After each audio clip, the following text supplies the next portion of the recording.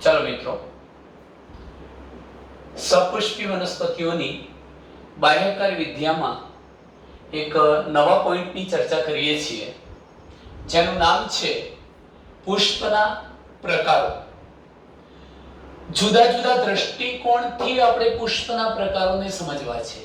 વિવિધ દૃષ્ટિકોણથી પુષ્પના પ્રકારો સમજાવો તો ખાસ કરીને આપણે પુષ્પના પ્રકારો ચાર રીતે પાડી શકીએ।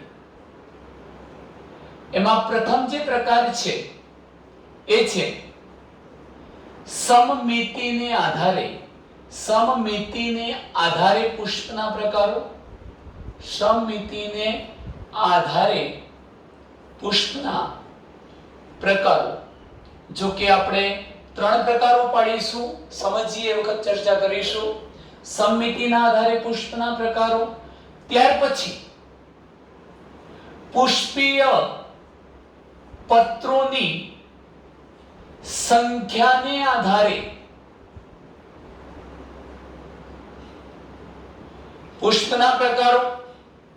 જો પુષ્પીય પત્ર ન કહેવું હોય તો પુષ્પીય ભાગો ની રચના કરતા એકમોની સંખ્યાને આધારે।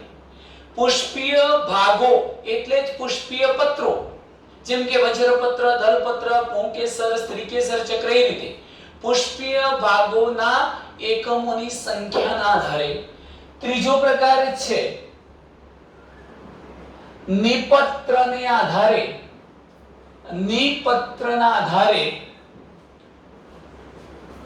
પુષ્પના પ્રકારો। અને છેલ્લો ચોથો પ્રકાર છે બીજાશયના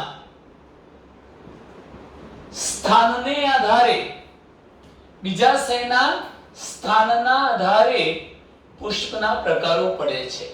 આમ તમે જોઈ શકો છો કે પુષ્પના પ્રકારો આપણે ચાર દ્રષ્ટિકોણથી પાડી શકીએ। સમમિતિના આધારે, પુષ્પીય પત્રોની સંખ્યાને આધારે અથવા પુષ્પીય ભાગોની રચના કરતા એકમોની સંખ્યાના આધારે, નિપત્રની હાજરી છે કે નહીં તેને આધારે અને બીજાશયનું સ્થાન ક્યાં છે તેના આધારે પુષ્પના પ્રકારો પડી શકે।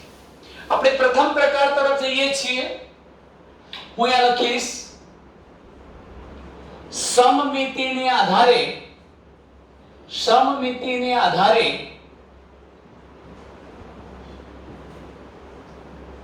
પુષ્પના પ્રકારો। સમમિતિના આધારે આપણે પુષ્પને મુખ્યત્વે ત્રણ પ્રકારોમાં વિભાજિત કરી શકીએ। આ ત્રણ પ્રકારોમાં હું પ્રથમ પ્રકાર લખું છું અરીય સમમિતિ। એને આપણે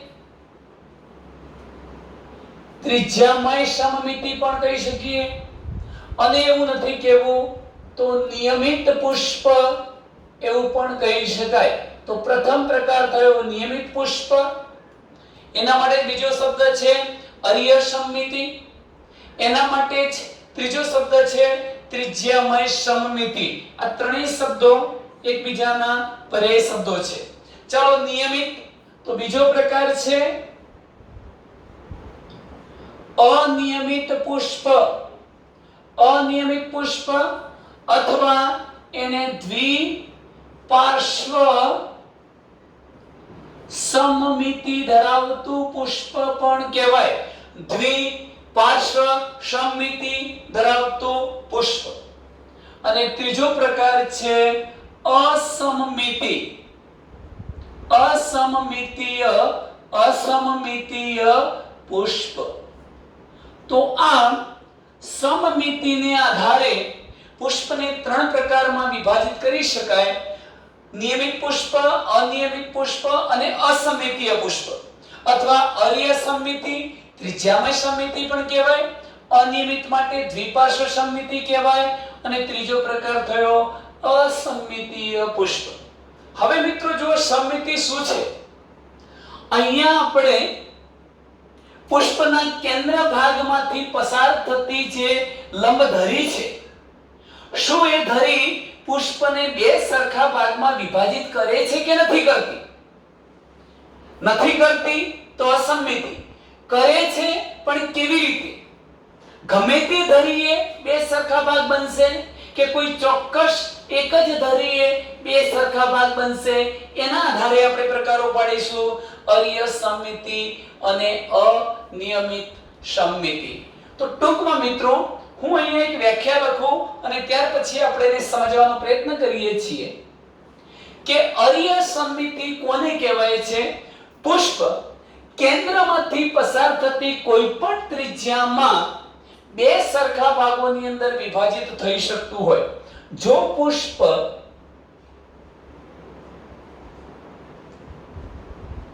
કેન્દ્રમાંથી પસાર થતી કોઈ પણ ત્રિજ્યામાં અથવા કોઈ પણ ત્રિજ્યાએ બે ભાગમાં બે સરખા ભાગમાં બે ભાગ ખરા પણ એ બંને ભાગ કેવા હોય છે? સરખા. બે સરખા ભાગમાં વિભાજિત થાય તો તે પુષ્પ અરિય સમમિતિ ધરાવતું, ત્રિજ્યામય સમમિતિ ધરાવતું અથવા નિયમિત પુષ્પ કહી શકાય. શરત છે કે જો પુષ્પ કેન્દ્રમાંથી પસાર થતી કોઈ પણ ત્રિજ્યામાં બે સરખા ભાગની અંદર વહેંચાઈ જતું હોય તો તેને આપણે શું કહીએ છીએ? અરિય સમમિતિ. અહીંયા તમે મિત્રો જરા બરોબર ધ્યાનથી સમજજો. હું એના ઉદાહરણ પણ લખી જ દઉં છું. ઉદાહરણ તરીકે તમે રાઈ નામની વનસ્પતિ, ધતુરો લઈ શકો, મરચા છે. આ બધી જ વનસ્પતિના પુષ્પો કેન્દ્રમાંથી પસાર થતી જે લંબધરી છે એ કોઈ પણ ત્રિજ્યામાં પુષ્પને બે સરખા ભાગની અંદર વિભાજિત કરશે. આપણે સમજીએ પહેલા એક આકૃતિ દોરું છું, અહીં ધ્યાનથી તમે સમજો. ધારો કે આ કેન્દ્ર છે, કેન્દ્રથી પરિઘ સુધીનું અંતર જેને આપણે ત્રિજ્યા કહીએ છીએ 1 2 3 આ 4 અને આ 5. લગભગ મેં 5 સરખા ભાગો બતાવવાનો પ્રયત્ન કર્યો છે. હવે મિત્રો તમે જોઈ શકો છો કે હું એક આકૃતિ એવી દોરું છું જેમ કે મેં આ એક ભાગ દોર્યો, હું અહીંથી આ પ્રકારનો બીજો ભાગ દોરું છું, હું આ પ્રકારે આ ત્રીજો ભાગ બતાવીશ, અહીંથી મેં આ ચોથો ભાગ બતાવ્યો છે અને એ જ રીતે હું અહીંથી આ પાંચમો ભાગ બતાવું છું. આ બધા ભાગો શું છે એની પર ચર્ચા કરી લઈએ.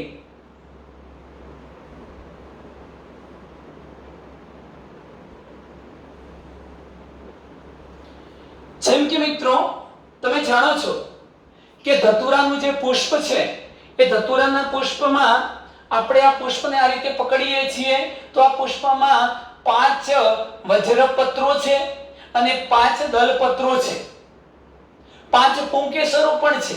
સ્ત્રીકેસરની વાત જવા દઈએ, પરંતુ પુંકેસર, સ્ત્રીકેસર, પુંકેસર, વજ્રચક્ર અને દલચક્ર એમ બધા જ એકમોની સંખ્યા 5 5 છે. હવે હું આ પુષ્પને આ રીતે પકડું છું અને લંબ ધરીએ કાપું છું, ઊભી ધરી મધ્ય ભાગેથી કાપું છું. જુઓ, એમ કહી શકાય કે આ જે પુષ્પ હતું એ કેન્દ્રમાંથી પસાર થતી કોઈ પણ ત્રિજ્યાએ જો બે સરખા ભાગમાં વહેંચાઈ શકે તો તે પુષ્પ કેવું? નિયમિત. કેવી રીતે જુઓ મિત્રો, અહીં 5 સરખા અંતરે ભાગ બતાવ્યા છે. જો પુષ્પને આ ધરીએ કાપું છું તો આ આંગળી અડધો અડધો ભાગ થઈ જવાનો, આ બે આંગળી બે બે થઈ જવાની. ટૂંકમાં આ ધરીએ હું બે સરખા ભાગમાં વિભાજિત કરી શકું છું. ધારો કે હું અહીંથી આમ કાપું છું તો પણ બે બે આંગળી આ અડધી અડધી એટલે સરખા ભાગમાં વહેંચી શકાય. અહીંથી કાપો, ટૂંકમાં પુષ્પને જો લંબ ધરીએથી કાપતા, હું અહીંયા એક આકૃતિમાં થોડું સારું વ્યવસ્થિત બતાવવાનો પ્રયત્ન કરીએ મિત્રો, અહીં જરા ધ્યાન રાખજો.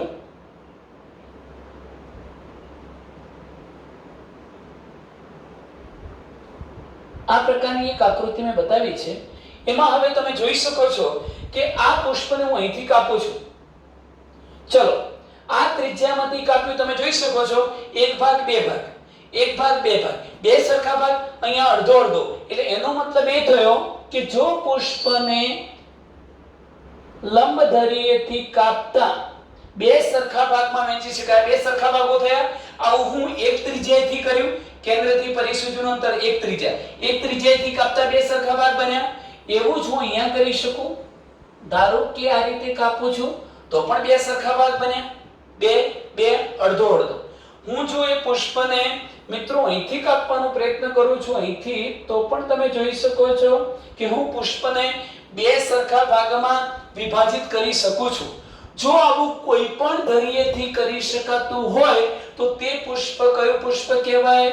નિયમિત પુષ્પ, અર્ય સમમિતિ વાળું પુષ્પ અથવા ત્રિજ્યામય સમમિતિ ધરાવતું પુષ્પ કહેવાય. આવડશે? હા કે ના?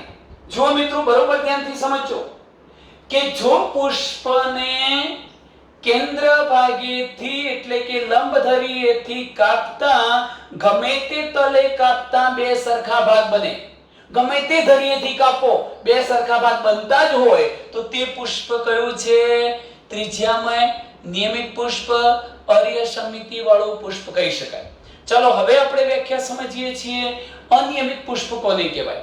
પુષ્પ માત્ર એક જ ચોક્કસ ધરીએથી જે પુષ્પ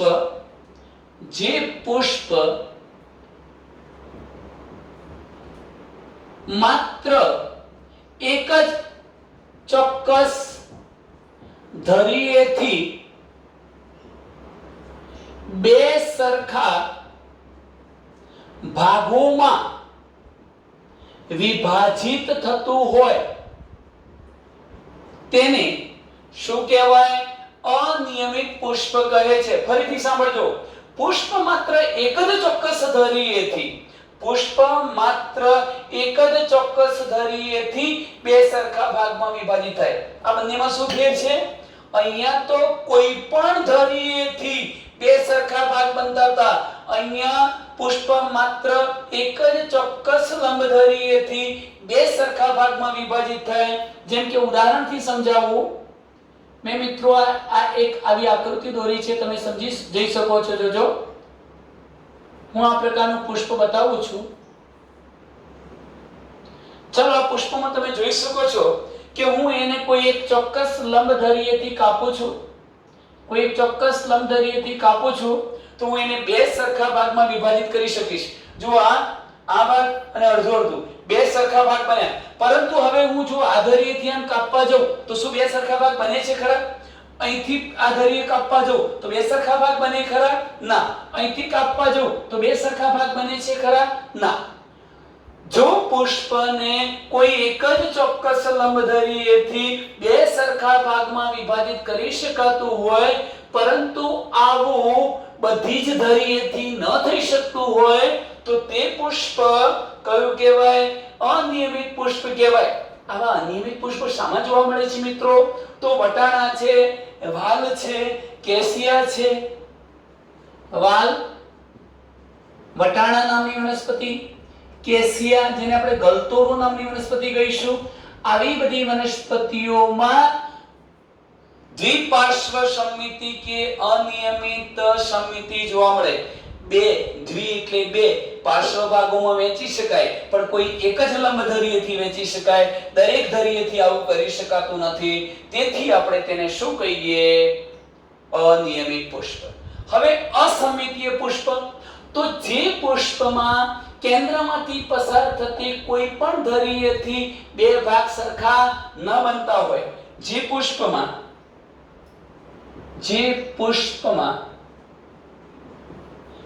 કેન્દ્રમાંથી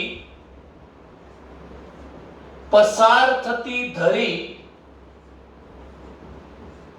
જો પુષ્પને બે સરખા ભાગમાં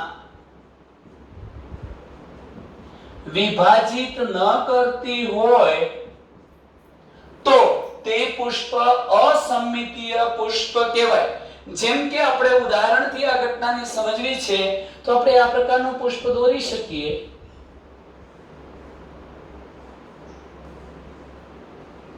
ચલો મિત્રો, મેં આ પ્રકારનું પુષ્પ દોર્યું છે. કોઈ પણ ધરીએથી તમે એને બે સરખા ભાગમાં વહેંચી શકતા નથી. જો આ ધરીએથી કાપો, આ ધરીએથી કાપો, અહીંથી કાપો, કોઈ પણ ધરીએથી આ પુષ્પના બે સરખા ભાગ બનતા નથી. ઉદાહરણ તમને આપી દઉં છું. કેના બજરબટ્ટુ નામની વનસ્પતિ, કેના ઇન્ડિકા. તો કેના જેવી વનસ્પતિનું જે પુષ્પ છે એ પુષ્પને કેન્દ્રમાંથી પસાર થતી ધરી બે સરખા ભાગમાં વિભાજિત કરી શકતી નથી. તેથી તે પુષ્પ કેવું કહેવાય? અસમમિતીય. હું ત્રણેય શબ્દોને મિત્રો એકવાર ફરીથી કહી દઉં છું કે જો પુષ્પને કેન્દ્રમાંથી પસાર થતી ધરી ત્રિજ્યાવર્તી રીતે કોઈ પણ ભાગે બે સરખા ભાગમાં વિભાજિત કરી શકે એવું નથી કહેવું. તો એમ કહી શકાય કે પુષ્પ કેન્દ્રમાંથી પસાર થતી કોઈ પણ ત્રિજ્યામાં બે સરખા ભાગની અંદર વિભાજિત થાય તો નિયમિત.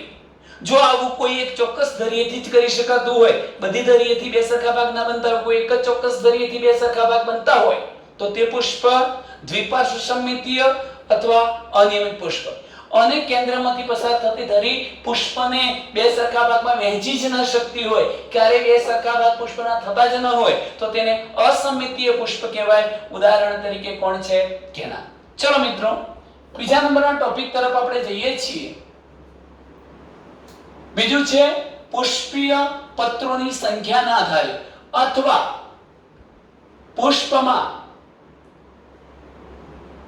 પુષ્પીય ભાગોના એકમોની સંખ્યાના આધારે પુષ્પના પ્રકારો જોવા છે. પહેલા તો પુષ્પમાં પુષ્પીય ભાગો એટલે કોણ? તો વજ્રચક્ર, દલચક્ર, પુંકેસર ચક્ર, સ્ત્રીકેસર ચક્ર. આ ચારે ચાર ચક્રોને આપણે પુષ્પમાં પુષ્પીય ભાગો કહીશું. આ પુષ્પીય ભાગો થયા. ચલો મિત્રો, વજ્રચક્ર શાનાથી બનેલું હોય છે?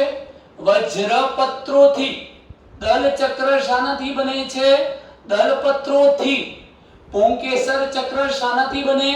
પુંકેસરોથી. અને સ્ત્રીકેસર ચક્ર શાનાથી બને?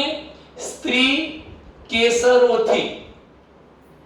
તો એનો મતલબ એ થયો કે પુષ્પમાં પુષ્પીય ભાગો એટલે વજ્રચક્ર, દલચક્ર, પુંકેસર અને સ્ત્રીકેસર ચક્ર એ ભાગોના એકમોની સંખ્યા એટલે વજ્રચક્રની રચના કરતા વજ્રપત્રો કેટલા છે?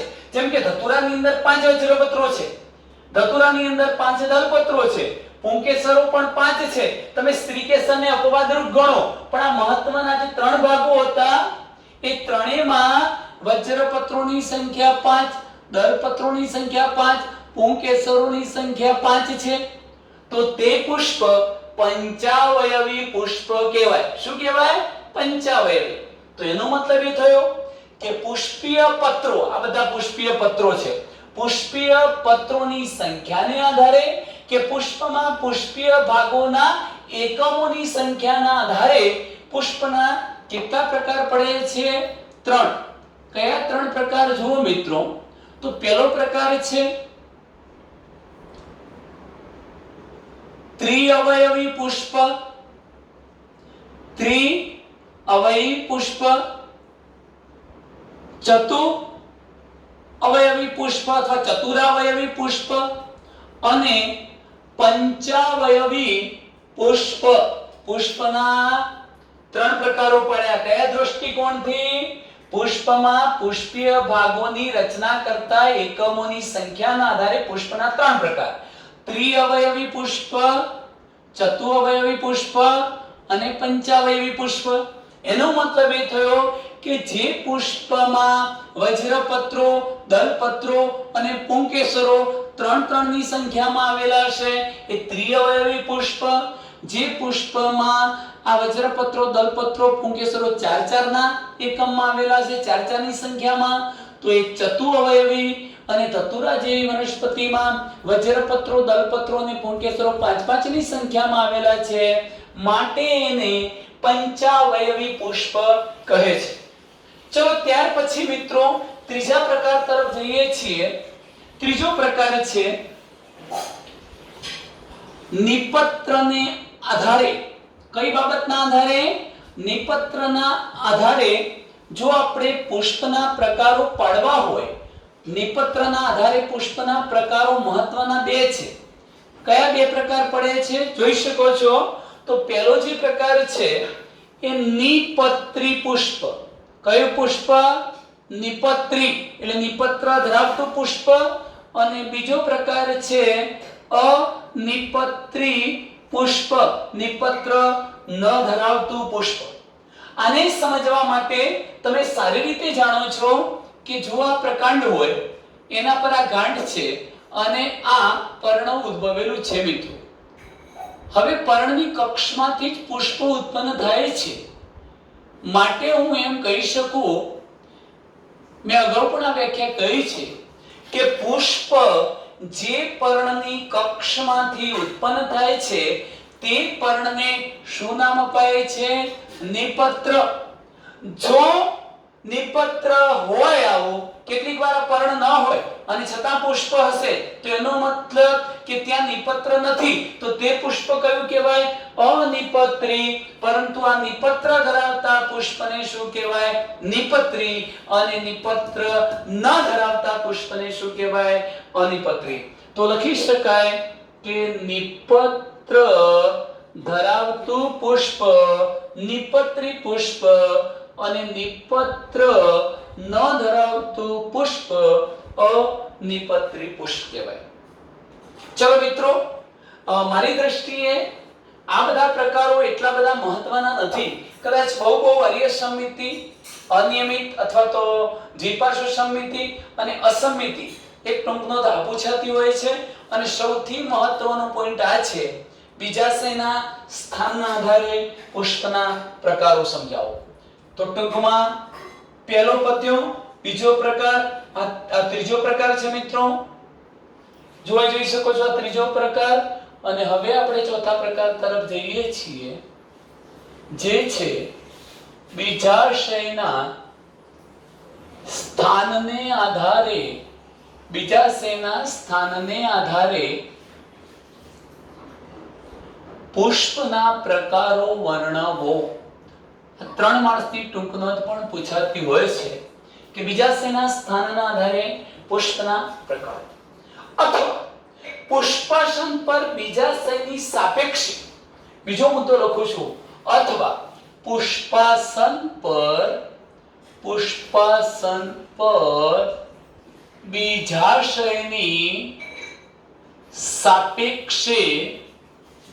બીજાશયની સાપેક્ષે વજ્રપત્ર અથવા વજ્રચક્ર, દલચક્ર અને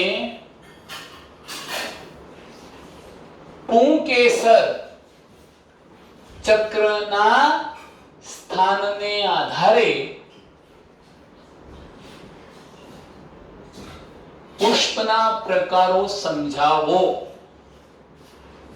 કોની સાપેક્ષે? જો પુષ્પાસન પર બીજાશય ક્યાં છે? એ બીજાશયની સાપેક્ષમાં, વજ્રપત્ર, દલપત્ર અને પુંકેસરોનું સ્થાન ક્યાં છે? ફરીથી પુષ્પાસન પર બીજાશયની સાપેક્ષે વજ્રપત્ર, દલપત્ર અને પુંકેસરોના સ્થાન ક્યાં છે એ બાબતના આધારે પુષ્પના પ્રકારો પડે છે મિત્રો. ત્રણ પ્રકાર. કેટલા પ્રકારો પડશે? ત્રણ. ટૂંકમાં બીજાશયના સ્થાનના આધારે આપણે પુષ્પના ત્રણ પ્રકારો પાડી શકીએ. આ ત્રણ પ્રકારમાં પ્રથમ પ્રકાર છે અધોજાયી પુષ્પ, અધોજાયી પુષ્પ. બીજો પ્રકાર છે પરિજાયી પુષ્પ અને ત્રીજો પ્રકાર છે ઉપરીજાયી પુષ્પ. ચલો મિત્રો, મહત્વના ત્રણ પ્રકારો પડે છે: અધોજાયી પુષ્પ, પરિજાયી પુષ્પ, ઉપરીજાયી પુષ્પ. હું ઉદાહરણ આપું છું એ પહેલા આપણે સમજવું પડશે કે અધોજાયી પુષ્પ કોને કહેવાય, પરિજાયી કોને કહેવાય, ઉપરીજાયી કોને કહેવાય. તો મિત્રો, જાયી શબ્દ લખ્યો છે, જાયી એટલે ખાસ જાય, બી અધોજાય પણ કહેવાય, પરિજાય પણ કહેવાય અને ઉપરીજાય પણ કહેવાય. આ જાયનો મતલબ શું થાય છે? જાયનો મતલબ થાય છે બીજાશય. જાય બીજાશય. જાય એટલે કોણ? બીજાશય. હવે તમે જુઓ અધો. અધો એટલે નીચે અને જાય એટલે કોણ? બીજાશય. તો બીજાશય નીચે એવો અર્થ નથી થતો. નીચે બીજાશય એવો અર્થ નથી થતો, પણ બીજાશયની નીચેથી. શું અર્થ થાય? બીજાશયની નીચેથી. એટલે બીજાશય તો ઉપર રહેવાનું, બીજાશયની નીચેથી. ચાલો, ઉપરી જાય. ઉપરીનો મતલબ થાય છે ઉપર. ઉપરી એટલે ઉપર અને જાય એટલે બીજાશય. બીજાશય ઉપર નથી હોતું, પણ બીજાશયની ઉપરથી. એટલે બીજાશય નીચે રહી ગયું, બાકીના ભાગો ઉપરથી નિર્માણ પામવાના છે. જો બીજાશયની ઉપરથી. અને હવે ત્રીજો શબ્દ હું તમને સમજાવું છું, પરિજય. તો પરિજયમાં આપણે એ જ લખીશું કે ન તો અહીંયા બીજાશયની ઉપરથી ન તો નીચેથી, પરંતુ પરી એટલે ફરતે, એટલે કે બીજાશયની આસપાસથી. ચલો હવે આપણે શબ્દોને સમજીએ. હું એના માટે એક આકૃતિ દોરું છું મિત્રો, અને ત્યાર પછીના આગળના વર્ણનમાં આપણે જઈશું. સર્વપ્રથમ હું એક રચના બતાવીશ, સ્ત્રીકેસર. આ સૌથી મહત્વનું છે, કારણ કે આપણે બીજાશયના સ્થાનના આધારે પ્રકારો જોવા છે, અને બીજાશય ભાગ કોનો છે? સ્ત્રીકેસરનો. એટલે મેં આ બીજાશય બતાવી દીધું. આખું સ્ત્રીકેસર થયું, એક રચના. એવી જ રચના હું અહીં પણ બતાવી દઉં છું, કારણ કે આપણે ત્રણ વસ્તુઓને સમજવી છે, એટલે હું 3 વખત આ પ્રકારના સ્ત્રીકેસર દોરી દઉં છું. આ પણ સ્ત્રીકેસર બતાવ્યું, અને હું અહીં પણ સ્ત્રીકેસર બતાવું છું મિત્રો. મેં આ પણ સ્ત્રીકેસર બતાવ્યું. ચલો, અત્યારની બધી જ રચનાઓ એક સરખી છે. હવે કેવી રીતે આ પુષ્પને હું અધોજાઈ કહીશ, અને પરિજાઈ કહીશ, અને આને ઉપરીજાઈ કહીશ, તો એનો આધાર કઈ બાબત પર રહેલો છે જુઓ. ધારો કે હું આ બતાવું છું પુષ્પનો પુષ્પદંડ, અને એનો ટોચનો ભાગ જે છે એ આ છે કોણ? પુષ્પાસન. આ ભાગ કોણ થઈ ગયો? પુષ્પાસન. આ પુષ્પાસન છે. અહીં તમે જોઈ શકો છો, જો આ પ્રકારે નહીં બતાવીએ આપણે, જુઓ મિત્રો, આ રીતે બતાવીશું. આખું પુષ્પાસન શંકુ આકારનું બન્યું. કેવા આકારનું બન્યું? પુષ્પાસન શંકુ આકારનું. પુષ્પાસન શંકુ આકારનું બને છે, પ્રથમ મુદ્દો. હવે તમે જુઓ, એની પર કોણ ગોઠવાયેલું છે? બીજાશય. બીજાશય ઉપર રહી ગયું છે. કોની સાપેક્ષે? તો પુષ્પાસન પર. આ પુષ્પાસન પર બીજાશયની સાપેક્ષમાં, આ બીજાશયની સાપેક્ષે વજ્રપત્રો, દલપત્રો અને પુકેસર ચક્રો ક્યાં છે? તો જુઓ, અહીંથી બતાવીશ તમને કે હું સર્વપ્રથમ આ બતાવું છું વજ્રચક્ર અથવા વજ્રપત્રોની રચના કરતું વજ્રચક્ર. બીજા નંબરે હું બતાવું છું મિત્રો આ પ્રકારની રચના. એ મેં બતાવી દીધા છે શું? દલચક્ર. શું બતાવી દીધું? આ થોડું નાનું બતાવીશું, એક સરખા માપનું. તો અહીં તમે જુઓ કે આ પ્રકારની મેં રચના બતાવી. શું બતાવ્યું? દલપત્રો. અને હવે હું જે બતાવું છું આ રચના એ શું છે? પુંકેસરો, એટલે પુંકેસર ચક્ર. તમે જોઈ શકો છો કે આ બીજાશયની સાપેક્ષમાં વજ્રપત્રો, દલપત્રો અને પુંકેસરો ક્યાંથી ઉત્પન્ન થાય છે? બીજાશયના નીચેના ભાગેથી. માટે મેં લખ્યું કે બીજાશયના નીચેના ભાગેથી પુષ્પના અન્ય ચક્રો જેમ કે વજ્રચક્ર, દલચક્ર અને પુંકેસર ચક્ર નિર્માણ પામતું હોય તો તે પુષ્પ કહેવાય કયું? અધોજાઈ પુષ્પ. પરંતુ મિત્રો બીજાશય પૂછાય તો અધોજાઈ પુષ્પનું જે બીજાશય છે એ બીજાશય હંમેશા ઊર્ધ્વસ્થ હોય છે. ઊર્ધ્વસ્થ અથવા ઉચ્ચસ્થ. બીજાશય ઉપર રહી ગયું. જો બીજાશય ઉપર રહી ગયું અને પુષ્પના અન્ય ભાગો વજ્રપત્રો, દલપત્રો અને પુંકેસરો બીજાશયની નીચેથી નિર્માણ પામ્યા, બીજાશય તો ઉપર રહી ગયું, આવું પુષ્પ કયું કહેવાય? અધોજાઈ પુષ્પ. જો બીજાશયની સાપેક્ષે પુષ્પના અન્ય ભાગો એટલે વજ્રપત્રો, દલપત્રો અને પુંકેસરો બીજાશયના નીચેના ભાગેથી નિર્માણ પામતા હોય તો તે પુષ્પ કયું કહેવાય? અધોજાયી પુષ્પ કહેવાય છે. બીજાશય કેવું કહેવાય? ઉચ્ચસ. હું તમને આવી વનસ્પતિના ઉદાહરણ આપું છું મિત્રો. રાઈ, જાસૂદ અને રીંગણ. આવું શામાં જોવા મળે છે? રાઈ, જાસૂદ અને રીંગણ જેવી વનસ્પતિઓના પુષ્પો અધોજાયી છે, માટે આવી વનસ્પતિના બીજાશય કેવા કહેવાય? ઉર્ધ્વસ્થ. અને અન્ય ભાગો ક્યાંથી નિર્માણ પામે છે? બીજાશયની નીચેથી. તેથી પુષ્પ કેવું કહેવાય? અધોજાયી. ચાલો એનાથી તદ્દન ઉલટી સ્થિતિ વિચારીએ. જેમ કે આ છે પુષ્પદંડ અને હવે મિત્રો હું અહીંથી એક આકૃતિ દોરું છું આ પ્રકારની. અમે જે બતાવી છે રચના એ આખું પુષ્પાસન છે. તમે જોઈ શકો છો કે પુષ્પાસન વિસ્તૃત બનીને બીજાશયને ઘેરી વળે છે. આના જેવું નથી, શંકુ આકારનું નથી બનતું. આ પુષ્પાસન વિસ્તૃત બની અને શું કરે છે? બીજાશયને ઘેરી વળે છે. બીજા અર્થમાં કહું તો પુષ્પાસન પ્યાલા જેવા આકારનું બને છે, પ્યાલાકાર. સંપૂર્ણપણે બીજાશયને ઘેરી લે છે. એટલે બીજાશય તો ક્યાં રહી ગયું? નીચે. હવે તમે જુઓ કે આ બીજાશયની સાપેક્ષમાં પુષ્પના અન્ય ચક્રો ક્યાંથી બને છે? તો આ વજ્ર ચક્ર, આ થઈ ગયું વજ્ર ચક્ર. હવે મિત્રો હું અહીંથી બતાવું છું તમને. આ પ્રકારની રચના મેં બતાવી છે. આ દલચક્ર થઈ ગયું અને તમે જોઈ શકો છો હું આ પુંકેસર બતાવું છું, પુંકેસરો. તો આપણે જાતે નક્કી કરી શકીએ છીએ કે આ પુષ્પની અંદર બીજાશય ક્યાં રહી ગયો? નીચે.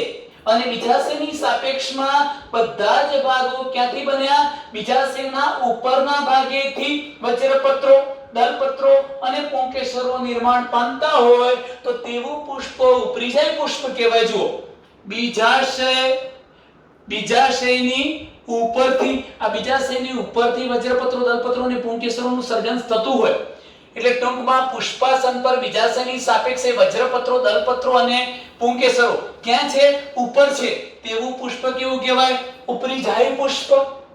આ પુષ્પનું બીજાશય ક્યાં રહી ગયું? નીચે. એટલે આવા પુષ્પમાં બીજાશય અધસ્થ કહેવાય. અધસ્થ એટલે ક્યાં આવેલું છે? નીચે છે.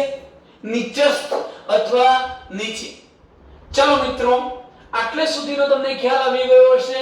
હું એના પણ તમને ઉદાહરણ આપી દઉં છું. જામફળ, કાકડી, સૂર્યમુખી, કિરણ પુષ્પક વગેરે. જોજો, જામફળ, કાકડી અને સૂર્યમુખી લખું છું. પણ તમે જાણતા હશો સૂર્યમુખીમાં બે પ્રકારના પુષ્પો આવે, બિંબ પુષ્પક અને કિરણ પુષ્પક. તો આ સૂર્યમુખીના કિરણ પુષ્પક એ ઉપરીજાયી પ્રકારના પુષ્પક છે એવું કહેવાય. ચલો, હવે નથી તો આ સ્થિતિ કે નથી આ સ્થિતિ, આ બંનેની વચગાળાની સ્થિતિ એટલે પરિજાયી પુષ્પ.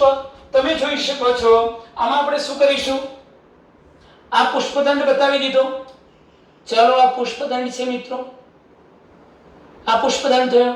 હવે તમે જુઓ, હું અહીંયાથી એનું આ પ્રકારનું પુષ્પાસન બતાવું છું. પણ એ પુષ્પાસન કેટલે સુધી છે એ જુઓ. સ્તંભ થાંભલા જેવું બન્યું છે ખરું, પરંતુ એ સંપૂર્ણપણે બીજાશયને ઘેરી લેતું નથી. અને તેથી તમે જોઈ શકો છો કે નથી તો બીજાશય આની જેમ ઉપર, કે નથી બીજાશય બિલકુલ નીચે. બીજાશય અર્ધ અધસ, અડધું ઉપર અડધું આની નીચે, કે અડધું ઉપર અડધું નીચે. અર્ધ અધસ્થ બીજાશય કહેવાય. કેવું કહેવાય? અર્ધ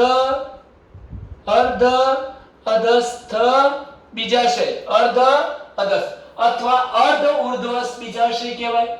હવે તમને પ્રશ્ન એ થશે કે પુષ્પના અન્ય ચક્રો ક્યાંથી નિર્માણ પામે?